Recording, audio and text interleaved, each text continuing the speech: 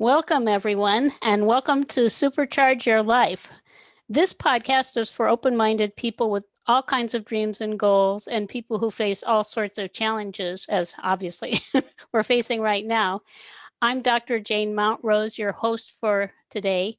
With 3 decades of experience in the fields of holistic life coaching and healing, my husband Philip and I are also published authors, trainers, coaches, and founding directors of IHP, the International Association of Holistic Practitioners. IHP is part of Awakenings Institute, a nonprofit organization dedicated to helping to create a more loving world where the unique gifts that each individual brings are honored and nurtured. Each Sunday on this show, we discuss a spiritually focused strategy or key for supercharging your life. Each key is an area of focus that's important if you want to create a miraculously wonderful life. Our promise, if you take each of these strategies and keys to heart, your life can change in miraculous ways. And this week, I have the great pleasure of bringing you a special guest, Debbie N. Goldberg. And Deb is a spiritual teacher, author, and podcast host on Angel Heart Radio. I met Deb in another role as a host, also on the Enlightened World Network on Facebook, and I'm really so glad I did. God has led Debbie to understand him through meditation, and her role is to help others learn how to receive him through a direct divine path. In her role as a spiritual teacher, Debbie provides support designed to help students to develop their connection to the divine and develop spiritual tools to manage life and guide them in their spiritual awakening and journey. She has a wonderful story, too, of her own that we shall probably hear in a moment here. Deb was a traditional clinical therapist for 18 years until a spiritual awakening by Jesus transformed her and changed her path to spiritual teacher and author. She has taught God's universal love and brings the spiritual knowledge of her own awakening into her work to inspire healing, love, joy, purpose, and creativity by helping to create your own inner direct connection to the divine. She's also an author of several books, mostly a 3-volume series called A Divinely Ordered Life that was dictated by Jesus, God, and the angels. It's available through Amazon. I think you're in for a special treat. You might already sense that. And with that, I'll start with Deb's topic she suggested for today and let her tell you a bit more about why this is so important to her. So Deb's strategy or key is connect with the divinity within. Welcome, Deb. Would you like to start by saying a little bit more about yourself and your strategy? Oh, sure. Thank you so much for inviting me here, Jane. It was wonderful meeting you and Philip through Enlightened World Network. And when I heard you speak, I said, oh my gosh, she's talking my language. and I just felt so connected from that moment. So I'm really happy to be here with you. Well, thank you. And, Me too. and share common belief systems. So yeah, connecting to the divinity within. It is such a beautiful experience that I think it's important for all of us to know that we all have the ability to do that because it lives within us as us. And, you know, it took me a long time to wake up. I didn't wake up till I was 56, and which is just like maybe 5.5 years ago. Mm-hmm. Perfect time. Perfect timing, yes. It's in divine timing. Right. And the experiences that I've had from being first of all, being awoke by Jesus and God and the angels and the interaction and the healing. I can't imagine not continuing to go through my life with that ability to be connected. And we're all connected. We're just not aware that we are that connected. Right. Exactly. Yeah. It's the illusion is separation, but we believe it really, really well. Yeah, we do believe it. You know, I was writing a book with a good friend of mine. Her name is Susan Frink Anderson. And we were writing about how we all drank the Kool-Aid. Right. Right. Exactly. We all drank the Kool-Aid of separation. What's that? We all drank the Kool-Aid of separation. Right. Yeah. Yeah, and it's interesting because a mass belief, in other words, the fact that everybody believes it doesn't mean it's true. And I think that's one of the things that it was hard for me to understand at first, that just because the majority of society thinks that something actually is it is the way reality is, doesn't mean at all that it is. And I think your discovery of that, would you like to share a little more about that? Sure. My discovery of awakening was pretty abrupt, actually. when I had been having some conflict with my son and his wife, and I thought, why am I having conflict with people that I love? I didn't understand it. And for the first time, I started to ask, what am I doing that's creating pain in my life? And this is what opened me up, is that I was willing to look inside at myself and what I was doing that was creating conflict. And so I had read about this woman. Her name is Margaret Paul, Dr. Margaret Paul, and she talked about how we create our own pain by not taking responsibility for our own feelings, that we blame other people, and we do this because we really don't know how to process the pain that we have. And so I decided to go to her workshop for the first time, doing something for my own self instead of CEU credits for my licensure. Right. Yeah. And during the workshop, she did a meditation for you to meet your spiritual guide. Now, I was not part of the spiritual community. I've been raised Jewish, but I was consider myself a cultural Jew. I didn't have any religious background.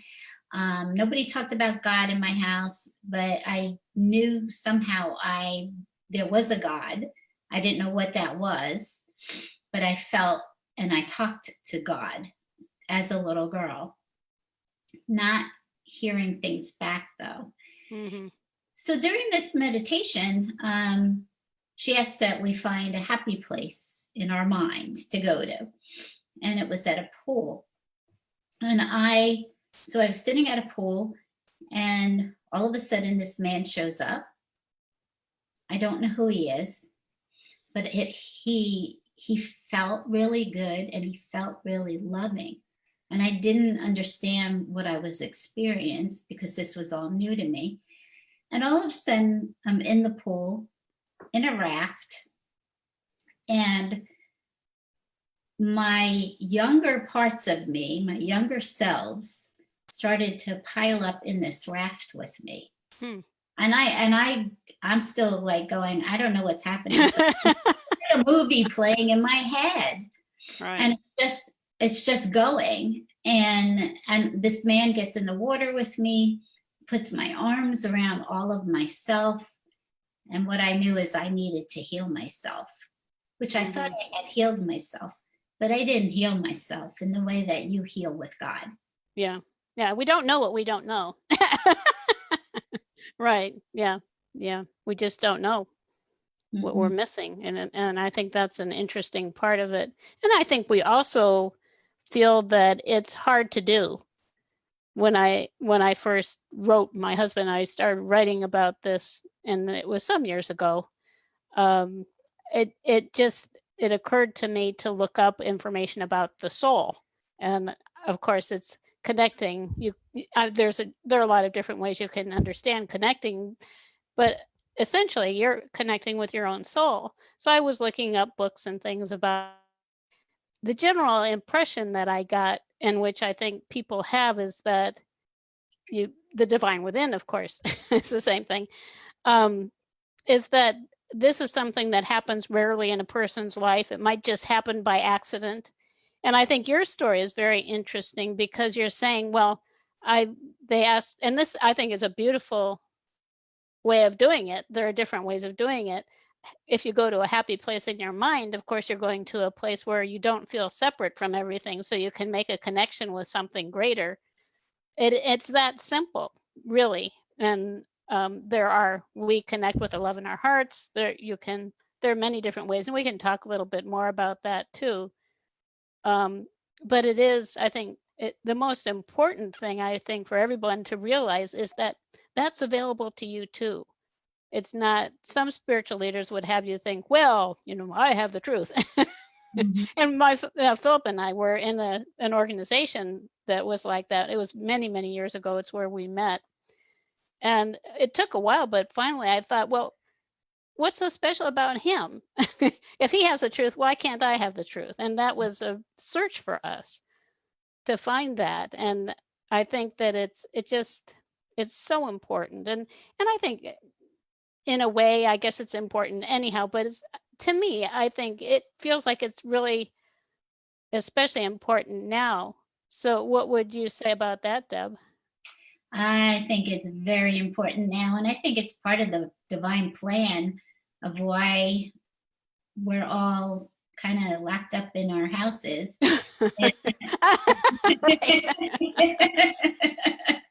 It's like, okay, it's time for you to explore yourself, because as you're sitting at home in this experience, everything's going to start to get teased up inside of you, that all your fears, what you're grateful for, and the possibility of connection if you're willing to take time to sit and listen or meditate or pray or listen to music or even taking a walk in nature. There are all ways to connect to your heart, right?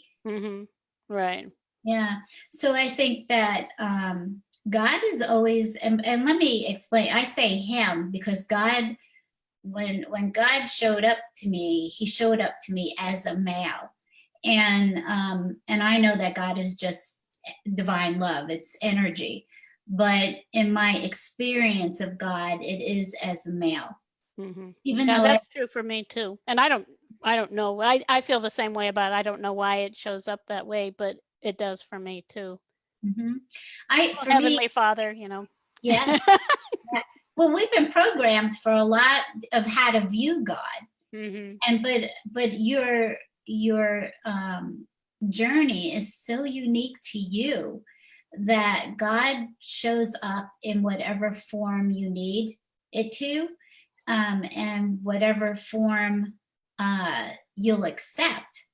And I guess for me, I needed a really strong, loving father because, just childhood trauma I had with my dad, my stepdad. And so for me, I needed to really have a strong, loving father. And so that is the way he came to me. And of course, he shows up at as goddess too, as I went along. But for healing, he and I still see him as male, although his form has morphed over the years as I have changed. So right. Yeah, so it's been really an interesting experience. And what I try to do is lead people inside, because my thing is, I don't know your journey. I don't know anybody else's journey. And I can intuit some things, but it is only God that knows your journey. God wrote your story.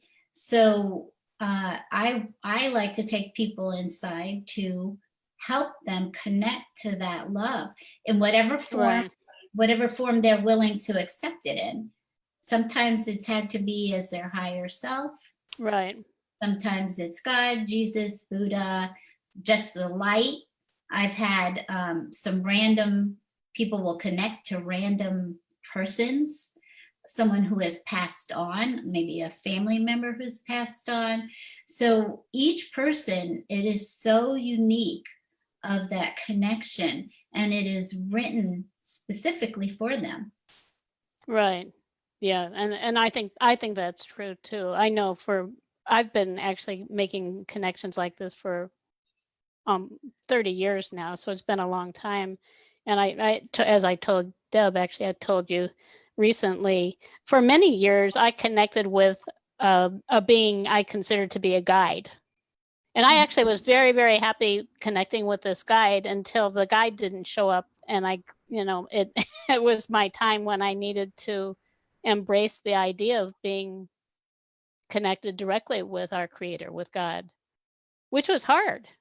Mhm. And I think you mentioned that too. When I first heard it, it was like, this is a little much for me. And I think that's interesting too, because I think that happens because in some way we don't feel we deserve either. Like, kind of like, well, who am I to say, God talks to me? Mhm. Yeah. And you want to share that, and or even I think another thing that takes it a little deeper right now, because of also the just horrendous things that are happening on the planet to people. I know that people are having the experience of feeling abandoned by God. Mhm. So Yeah. would you like to talk a little bit about that? Sure. That is, I think that's a feeling that comes along with the experience of being a spiritual being, having a human experience. Is that, and it is the first trauma. Is really all of our first trauma is believing that we are separated and abandoned from God Mm-hmm. because we don't remember during this experience. We forget that we're one. We forget that we're having this illusionary experience or a dream or whatever you want to call it. We forget that there's only oneness. And so there's many times throughout people's lives where they felt abandoned by God. And so that's a normal feeling. But I promise you, God has never abandoned you, ever. And it is really reaching inside yourself and wanting to have the connection and not being afraid of it, because people don't know what to expect. What does that mean to be able to have conversation with God, or to see God or hear God?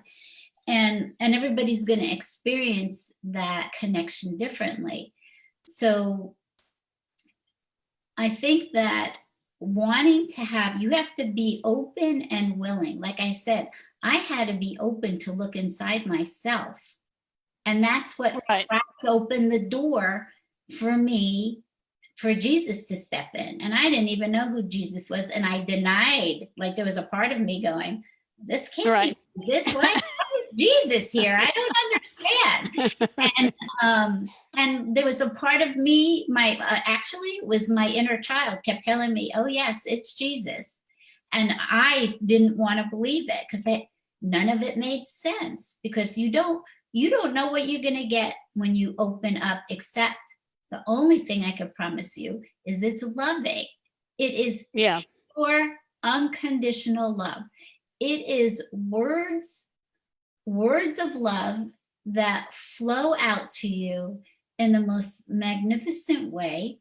And everybody hears differently. So some people hear auditorily, some people, God speaks to your heart, and then you translate it. It just gets translated. You know when you're being spoken to by God. You just feel it and you know it. So even if you don't hear it auditorily, and God talks to you also in your own voice. So you don't even realize sometimes the voice talking back to you that you think is your own thinking is actually God. Mm-hmm. Yeah. Mm-hmm. Yeah. And it is, another thing we were just talking about a little bit before we started here is the messages also can be so simple that you think, well, I just made that up. Anybody could say that. It's kind of like, like saying that, that love is really the essence of life, or, you might just very profoundly simple messages. Mm-hmm. They're meant to sit there so you can really ponder them. And of course, I get, and I'm sure Deb does too, I get images too. I work with images a lot, even with healing. I think that spiritual energy is the most powerful energy available for healing too. Yes. But I think that it's really an opportunity to expand one's sense of what reality is. And I love that, image behind you, that expansive water and the beautiful sky and everything. I think what one nice way of making a connection like that, and you mentioned nature too, is just imagining a time when you were out in nature, or looking at the beach, looking at it, the water. If you look at an expansive view, it expands your mind. There are little tricks, but I think that, and just imagining being in nature, imagining a time when you felt happy, and then just see when you get there how you feel about yourself and your life. It's going to be very different than a time when you feel like, well, gosh, I'm stuck in this, house, and things aren't going well and the world's falling apart, and it's a completely different place. Can you suggest, I know from what you're saying that you help people, you guide people through making this connection, which I think is really valuable for those who can do it. And as a starting point, do you have any suggestions for how people would make that kind of a connection with God or whoever was going to show up? Yeah, for me, it worked for me through meditation. And so that is what I teach other people, is the guided imagery. And so you are guided in a meditation to meet your spiritual guide, basically. Mm-hmm. And but you have to be willing to sit still and be quiet. And I know for a lot of people, that's not easy for them to just want to sit still and be quiet, because then you start hearing the chatter in your head, and then you feel like you're not getting anywhere. That you're distracted. But that chatter in your head is purposeful, and it's about learning how to just come back from it into center, and it's almost like letting it just float by and coming back to center. Because eventually, as you keep practicing that, you will eventually know. You'll just get messages like what you're talking about, and they could be, when I first started out, well, it was every single day I heard "I love you" every single day, and it's because I didn't believe that anybody loved me, and so this was one of the things I really had to heal within myself. Mm-hmm. So Right. every day, and it probably took me about a year and a half or longer of hearing that every day to trust it. That's how, it was a process. Mm-hmm. And then, and when I first started, when I woke up, a lot of what I heard was about my health. I had to stop working so much. I was a workaholic, and I was working all the time, and it was really affecting my health. And so it was minding my health. And then it just morphed into conversation, of where I would journal all the conversation that I was having. So I didn't have to be in a meditative state anymore. It just flows through. And so everybody's gonna have a little bit different experience of what they get. So I get dictated a plethora. I have 10 journals of poetry and stories, children's stories, songs. I have, I think, over 500 quotes, meditations, and so this stuff just pours through, and it's all and all my books were dictated by Jesus. So everybody has a different story of how this is going to unfold. Mm-hmm. And I just read recently Father Thomas Keating, and I like the words he used about really what God is divine therapy. Yeah, that makes sense. Yeah, it's divine therapy. Right. And I called it spiritually being reparented, like being deprogrammed and stripped of all the things that, like you said, what we were programmed to know, and stripped of that and retaught divine truth. So this is what's so important, is you don't know who you are unless you have this connection. Right. And that's it. You're off center And it, it's like being like the wind is, you're just blowing around with the wind wherever it takes you. And that's, and I do think this is really important for people to understand, because for me in our work with clients, the main thing, the biggest thing I see right away is that people are not on center, which is really just being able to be yourself in your body, open your heart to the love and let it flow through you. And then everything changes. But it is, and that isn't what we're taught either at all. So it's obviously going against the grain. It's even going against a lot of meditative practices. We've worked with people who have been meditators for decades even, and come to us because maybe they have a certain specific challenge that has been with them forever. And maybe whoever their leader or guru, whoever they're following, tells them, well, all of your childhood blockages and everything are going to go away if you keep meditating. But the meditative practice is not actually connecting them with who they are. So even after many, many years, it might not be producing the results that you can get in a very short time. Although, like Deb said, believing it and really being able to be in the flow with the divine does take time. It's like anything else. You don't go in a car, and immediately drive on the freeway if you are practical. And it's the same with this, that you have to you're developing a relationship. And a lot of times, I think you were suggesting the communication, if it's coming through your heart and you had a lot of pain in your heart, that has to clear to be able to establish a clear connection. Yes. Yeah. So, well, when I got awoke, like nothing was cleared. Everything was like ready to be picked at and brought up. And that's exactly what happened. And so I understand what you're saying. You are your own guru. Nobody else can tell you your truth. And every single one of us has a different path. And Right. Yeah. And we have each one of us actually have our own truth.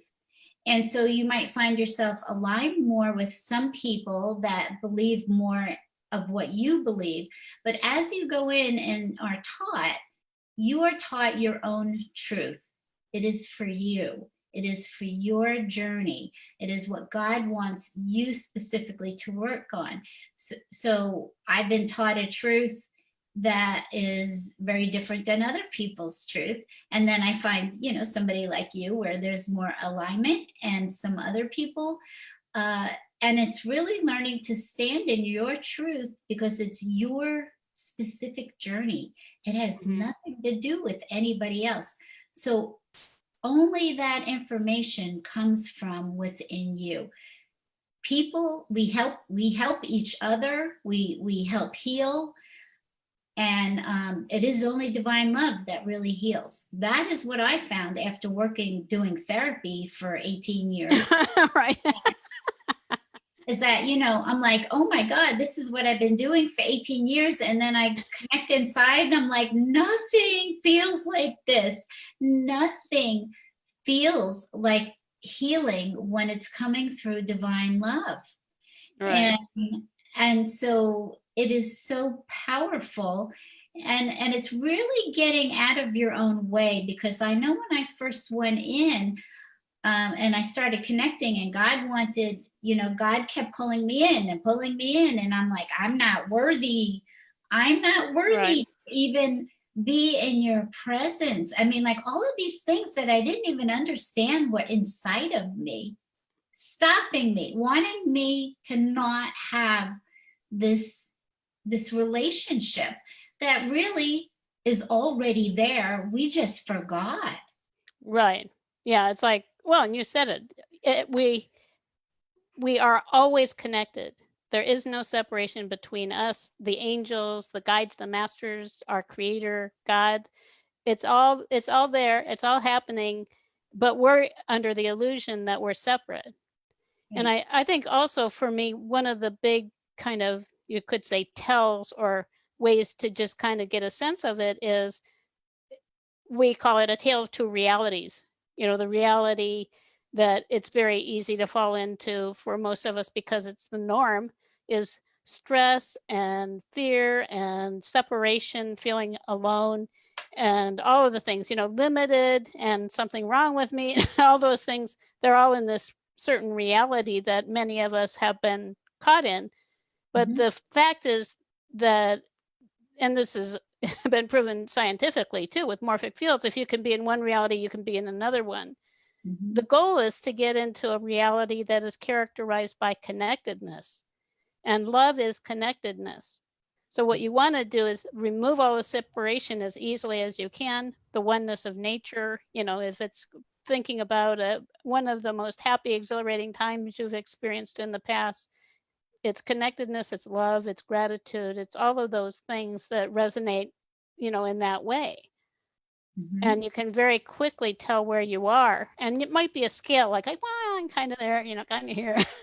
But the goal is just to open and be able to embrace what that means to not be separate.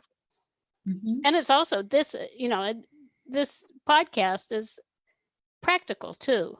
I think this is one of the most practical things a person could do. Because the spiritual level of our reality is the deepest level. So everything is actually building up to that. And once you get there, then it simplifies everything too. Like you said, the message is all love. Okay, so and it might even sound too simple, like you keep reading it, like you're worthy of love, and love this. And then I remember reading some of those things and thinking, well, I could have made that up. But just keep listening. Yeah, that is the most important point. It is having a willingness to have an intimate relationship with divine love, because really it's a relationship with yourself. You are that, and so none of us, nobody that I know, I was not taught that way. I did not get brought up with that information.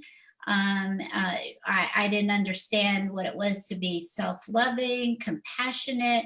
I didn't have any of those traits, or was using them towards myself. Right. And so, like you're saying, you can read all of this. I can tell you that you are pure love and that you are loved more than you can imagine. But when you go inside and God tells you that, or whatever you connect to as divine love, it speaks so much louder than just me telling you that. So yeah, and that's a major point too. Yeah, you feel what you are hearing, and you feel to the depths of so much more than what you actually feel in this illusion, which I call its duality, but it's not real, right? It's non-dual. The only thing that exists is love. So, but when you go in and feel unconditional love in a way that you have never ever felt before in your life, nothing can replace that. Even, having children, I love my children, but the love that I feel from God is like magnified a gazillion times more than the love that I feel on a 3D level, what I call that. Right. Yeah. And it's so inspiring to me too, if you start looking at, if you're working with clients or students, whatever it is, which both of us do, what I'm aiming for myself with a healing or just some kind of an awakening for a person is to allow them to find the truth, whatever it is that in their situation. It might be, they might be concerned about money, or they might have, it can be anything. They might be having relationship problems, whatever it is. I'm looking for that guidance to flow through them, because, and this is so important, because as Deb was saying, if it comes from within you and it's your own truth, that's what you've been waiting for. And then you understand it. It's like, oh, I get it now. Whereas you can tell somebody, well, don't be afraid, or you don't have to worry about this. It doesn't mean anything. You might even know. I mean, probably all of us have had fears, and we know they're irrational. We know we don't need them or shouldn't have them. But for someone to say, well, don't be afraid, it's not going to do anything. You have to clear, and then the person will understand for them what the truth is about the situation and where to go next. And that is so beautiful. I love that, just to allow a person to open to their own truth. And about, well, if you wonder, well, what is my life purpose? Or all of the big questions. Who are we? Why are we here? Where are we going? What is the meaning of my life? What can I do now? Well, and for all of us, what can we do now? There are things that we can do. Would you like to speak to that a little bit, just from a more kind of a soulful, divine perspective? And it's funny because I'll ask God, what is it that you want me to do today, or service, or what is in my highest good? And every single day I hear, I just want you to be happy. I want you to be happy. I want you to accept your happiness. I want you to enjoy your life. And it's so funny to get that same message every day. I mean, it doesn't mean that sometimes I hear, oh, I want you to write today. We're going to write, or I want you to do this. But every single day I hear, just be happy. And it's so interesting how hard happy can be sometimes, because we're so caught up in our own thinking that we're not understanding the gratitude and the miracle of our life and who we are, because you get dragged off into this unconsciousness, your ego consciousness, whatever you want to call it. You get dragged off into worry land, into all the thoughts that run through our head during the day, and it just keeps stripping away our joy and our happiness. And, it's taken me a long time to just say, okay, that's all he's asking me to do is be happy. And because if I'm happy and I'm peaceful and we're one, it creates that for a whole lot of other people. Right. Yeah. So and it is one of the perplexing things now is, like, with all of this happening, people are dying, people are suffering, they're just in so many ways, we've lost the lives we knew. We don't know if they're coming back. All of this, it's kind of, you might feel, well, it's almost like it's unreasonable to be happy. What would you say to that? It's like, how can you just sit and be happy when all of this is happening?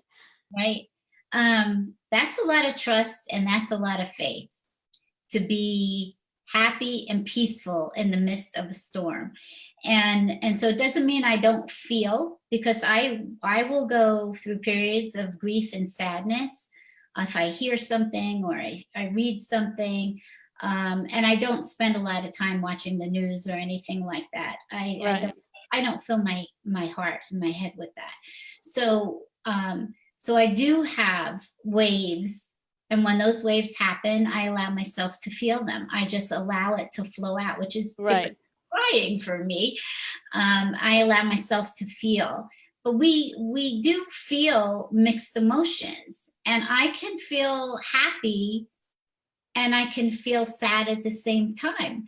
And I know that that's conflict, because we always hear that's always love or fear, or you can only feel one thing. But I could be happy in my heart, and I could still have some sadness for something that's happening, because I trust and have faith. And that's what the whole relationship with divine love is strengthening your faith constantly, to understand that you really are not in control of anything. I believe everything is in divine order, that we don't understand all the experiences that we have, but we need to trust them, that for some reason, whatever it is, it's in our highest good.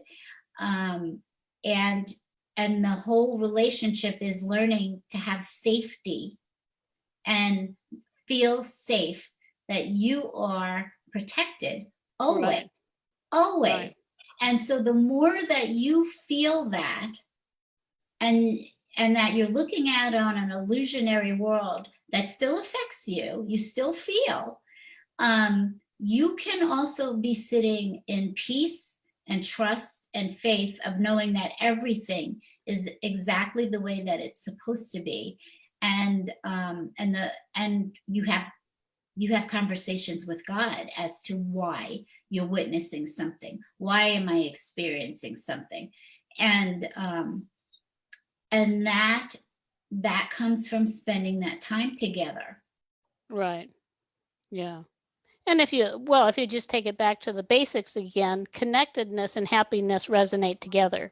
Mm-hmm. So if you focus on being happy, love makes sense, gratitude makes sense, all of those kind of elevated perspectives make sense, and life looks different. I also just one more thing. I also think there's such a thing as a soulful sadness. Mm-hmm. It's different. It Mm-hmm. is like really having empathy for the world. Yes. I fully recognize all of the suffering that's happening. Mm-hmm. But the only thing I can do is vibrate love and joy. We've written several books on love and happiness. Mm-hmm. Just trying to be in that place where you feel that sense of connectedness, Right. because then that's where you make the best contribution. You're helping to elevate. That's how we elevate the whole thing, is one person at a time. Exactly. Yeah. Yeah, so it doesn't mean that you have to run off and do something monumental. Right. It is you claiming your happiness and staying in it, and your joy, which is your natural state, and accepting it, does so much, not just for yourself, but everybody around you. And energetically, it ripples out to the world, like you're saying, what you've written about. It is so important. And that's why I'm told that and reminded every single morning, just be happy. Because happiness shifts your experience, right? It shifts your perspective. And, I woke up this morning and my message was to surrender. Right. Yeah. What can we do? It's just like lay the sword down. It's about surrendering into the love that's there holding you, surrendering into the safety and protection that is there, surrendering into trust, and surrendering into that God is expressing itself through you and knows what it's doing. Right. Yeah, and it was just so peaceful. And then that shifted me into gratitude of understanding the miracle of this life. It's so profound that you can't explain the miracle that we existed. There's just no way to explain how all of this comes to be, how you become a human, how does this perfection work? And it is all perfection. So so when you can go inside and connect like that, you are reminded over and over and over and over and over again. It never stops. And it doesn't matter if you try to be still 10 times a day. That's what I needed to do when I first started. I need to keep going back to God, because I felt I couldn't hold on to the love. I felt I couldn't hold on to what I was being shown and given. And so I had to go for a refill, like I was a car, and I needed to get gassed up with love all day long until I learned how to keep that in my heart and know that it is part of me. It is not something that I actually have to go get somewhere.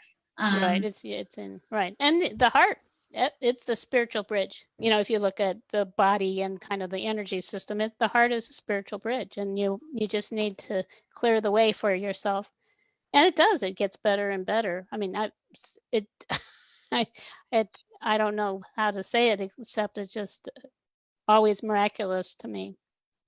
I did want to say one other thing regarding happiness and just keep what I often call it keeping your spirits up, because I think that feels so, and that's what it really is elevating your spirits. Is that this is also one of the best things you can do probably for your health now. Of course, you need to eat healthy. You need to keep moving around somehow, get exercise. We use weights and do all that stuff. But happiness and high immune system go together. Stress, if you read about stress on the internet, it's a killer. It's connected with about 95% of all diseases, and it's proven to shorten lives and blah, blah, blah. But if you connect with the heart, it's the opposite. And the science behind that is equally compelling, that it increases your lifespan potentially. And I'm not a doctor. I can't, obviously, I'm not claiming to know these as facts, although these are the Heart Math Institute. If you look that up, they have a lot of facts about connecting with love, what that does for you. It entrains your body to a whole new sense of harmony that you don't get otherwise. And it does actually, over time, I think part of what you're saying in terms of being able to hold it is your rational mind starts to come along. Mm-hmm. When it starts to see proof, it's like they're fighting it first. It's like, no, you can't do that. You must be crazy. You can't think this. And I had people telling me, like my father, like, this is the most crazy thing I've ever heard. Oh, fine, but it's a fact. It comes into harmony, and then life, well, like you were saying, it's connected. You feel that connectedness with the divine, and you understand all those things you were saying. You're protected. It's in divine order. We may not understand it, but there are so many things we can just be holding the space for humanity to be in a much better place when we come out of this. And I think intention is really powerful too. Mm-hmm. Just know I intend for this all to work out well. Mm-hmm. Yes. And eventually it always does, doesn't it? If we go back to history. And so, and God's intention, understanding that God is good is a belief system that needs to happen in the first place, because so many people were brought up with God was revengeful. Right. So, and there is absolutely no truth to that. I am vouching for that, that I have not seen anything ever like that come from divine love. And so, you have so much of this programming to get out of the way. And so knowing that the intention of God is good, and that your intention is good. It is the same will. We have the same will as God. We think we have a different will, and we try to do our own little thing. But in the end, we all come back to understanding there is really only one will, and it is being in alignment with God's will, because it is a purpose for your life. It is a purpose to be peaceful. It's a purpose to understand the love that you are, that you have a divine destiny to fulfill, and that you're only going to figure that out by going inside and listening to your own heart. Right. Yeah. Another kind of thing about when you were saying, what can I do today? People often wonder about their life purpose, and sometimes they look at it as what is my life task? It's kind of like this thing I have to do that's going to be a lot of heavy lifting and suffering, but I'm going to do it, because it's my purpose. That's not it. And I think it's interesting you say, so the most important thing is to be happy. Mm-hmm. And then whatever your purpose is, it is the thing that makes you feel most alive too. I mean, that's a good indicator. If it just excites you and your heart says, oh, this is it, that's a good thing. And it evolves. You don't, it's not like you're going to get the ultimate truth and nothing for the rest of your life. It's just, what's my purpose now? What can I do most now? And I think everything you're saying is just beautiful. And it is, I guess it sounds kind of silly to say, it's heartwarming. It is. I mean, that's the word that comes to me. It is. It just makes you feel good in your heart. And to realize there's so many things now that we can't change. but we can change the state that we're in. Mhm. And then if we vibrate that kind of a loving energy out into the world, we're contributing a lot. Immensely, immensely. And what you do have power over is, like you're saying, how you feel. And the whole experience here is, how do I want to experience what's happening right now? Everything that happens is an opportunity to experience myself. And how do I want to experience that? So we are choosing that. And believe me, I have gone down a road of resistance. It has not been pretty at all. And How'd that work for you, right? it did not. And it makes me, actually, when I do that, it creates more physical pain inside of my body. Yeah. Every time I get into resistance, I create physical pain in my body, because I'm like, I'm fighting what wants to happen. And so I will tell you that the patience of God is never ending, because sometimes I go,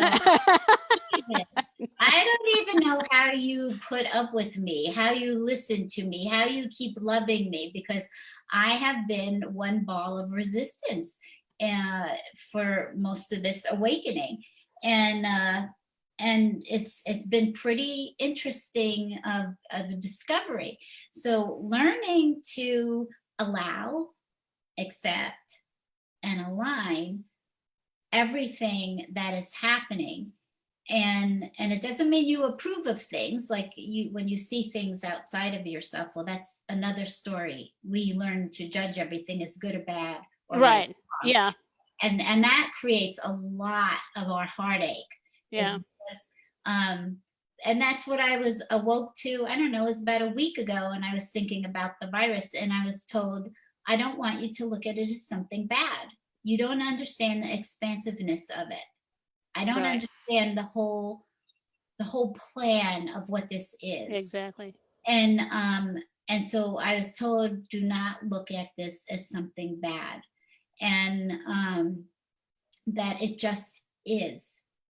It's happening, and it just is.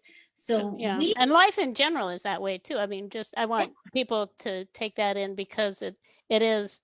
This is, like Deb said, this is what we do all the time. It's like, this is good, this is bad, this is terrible, but we're not open to, well, breaking your leg might be the best thing that happened to you, because you have to lie down on your back for a month, and you actually get a chance to reflect. Yes. That kind of thing. So I'm sorry I interrupted you. I just wanted to stress that.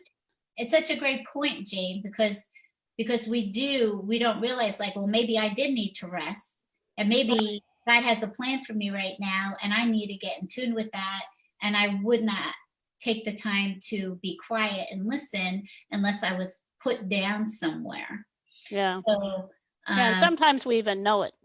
It's yeah. like underneath, it's like, oh yeah, I was rushing around, and yeah, I wasn't really living, and well, okay.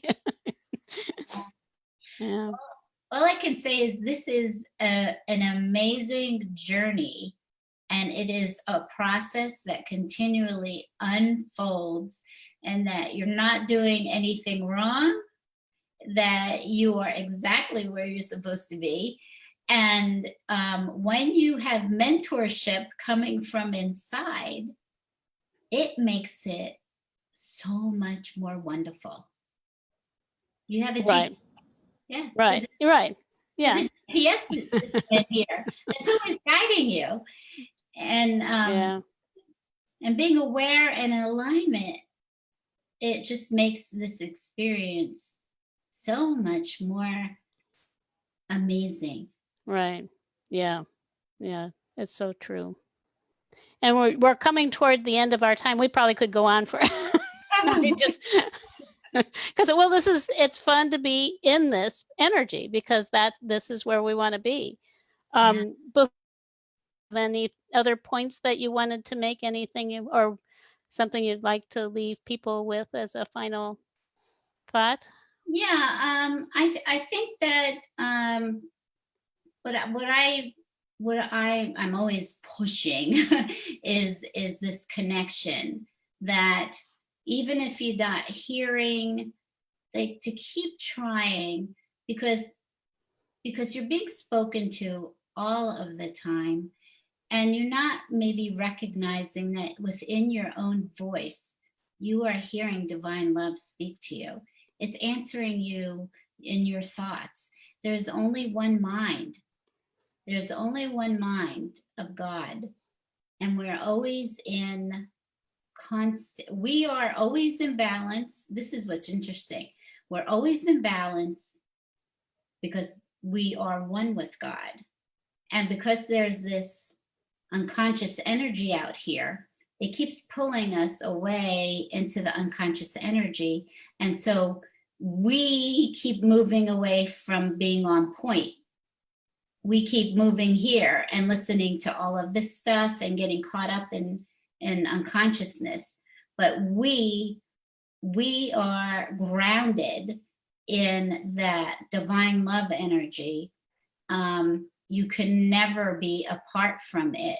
And so it is always with you. It never abandons you.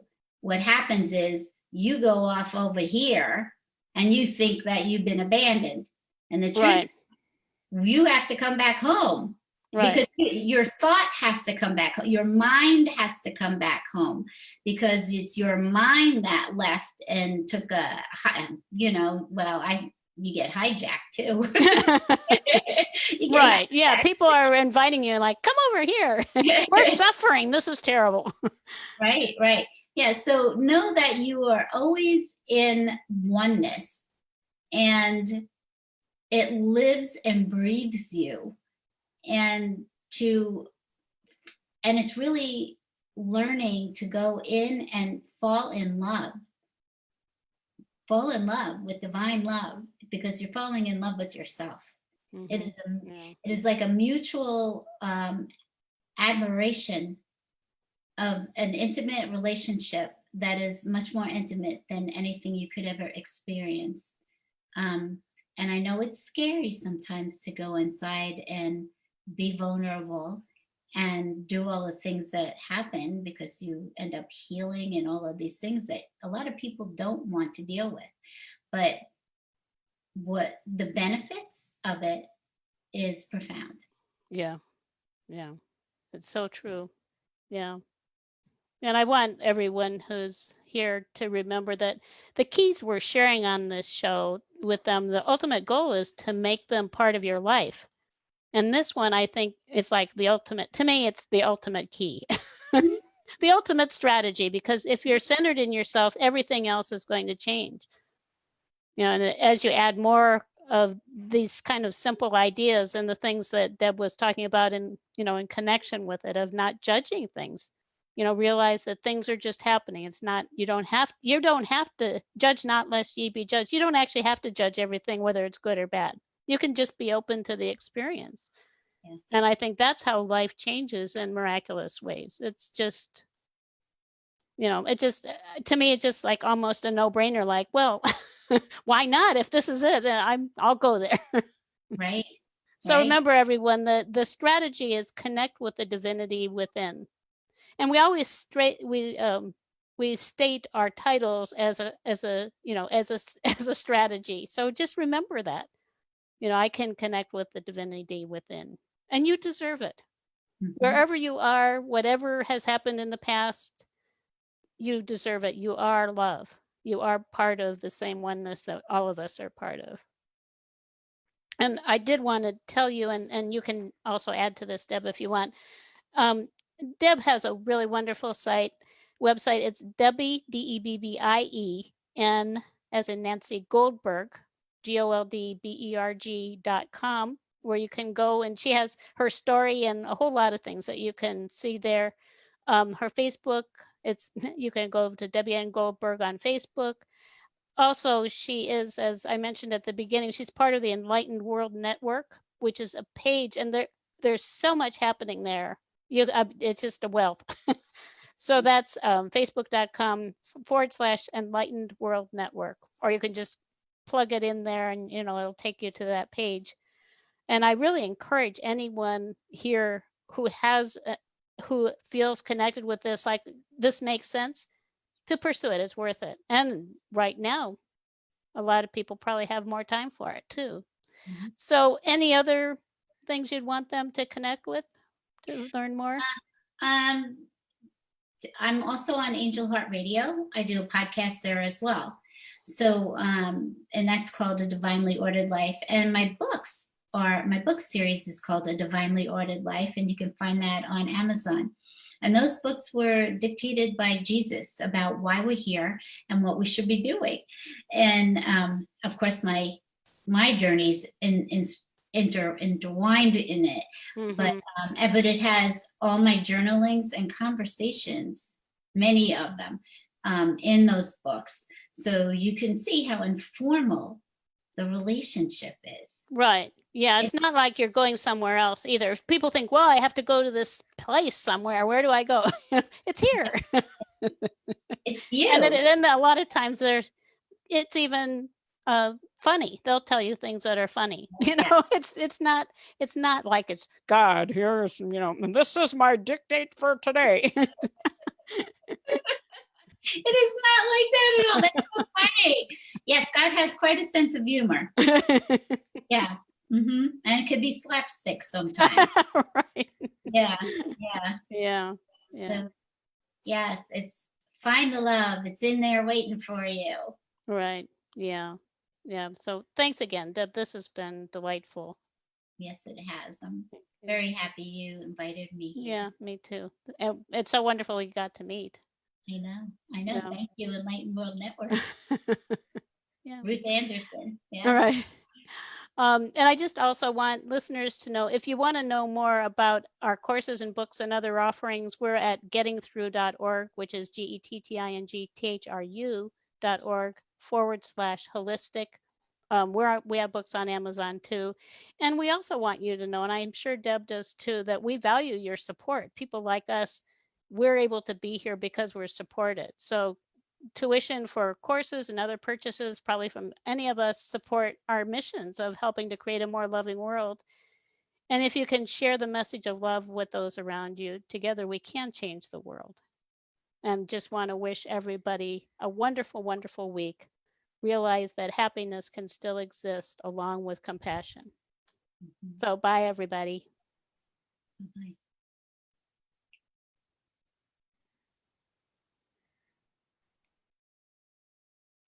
Can't stop it recording.